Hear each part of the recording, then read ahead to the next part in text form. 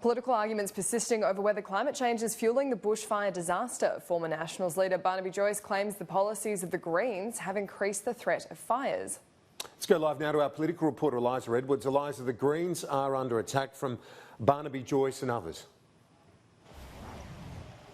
Yeah, exactly right. While Labor and the Liberals are really steering clear of this political argument over whether climate change is linked to the current bushfire crisis, the Nationals and the Greens, on the other hand, are having this political fight and really playing the blame game with one another. It started with the Greens blaming the coalition's pro-coal policies for the current fire crisis. Nationals leader Michael McCormack firing up about that, calling them raving inner-city lunatics. And the former Nationals leader Barnaby Joyce is pointing the finger back at the Greens today, saying that their policies have led to a lack of hazard reduction burns in some local council areas.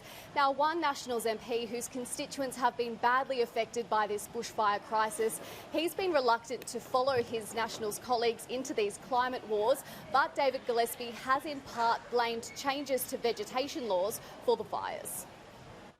Barnaby's points, I agree, there are changes in vegetation management which make hazard reduction burning or control burns in cold weather much more difficult. And when all this emergency is over, we don't want to be talking about things like that now. We just want to focus on the here and now.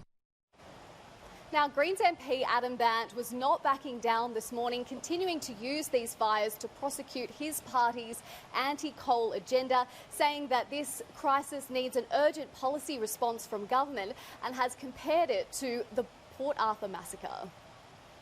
Barely 11 days after the Port Arthur massacre, John Howard came up with a gun control agreement. Scott Morrison could have a national climate agreement before the end of the year. If Scott Morrison took a leaf out of John Howard's book, he could say these terrible tragedies are something we should do everything in our power to avoid happening ever again. And that means coming up with a plan to get out of coal and minimise the risk of terrible fires like this ever happening again. But Kieran and Annalise, while the Nats and the Greens are continuing to inflame these tensions, an RFS incident controller has really knocked this argument about hazard reduction burns on the head. So plenty of more discussion to be had here.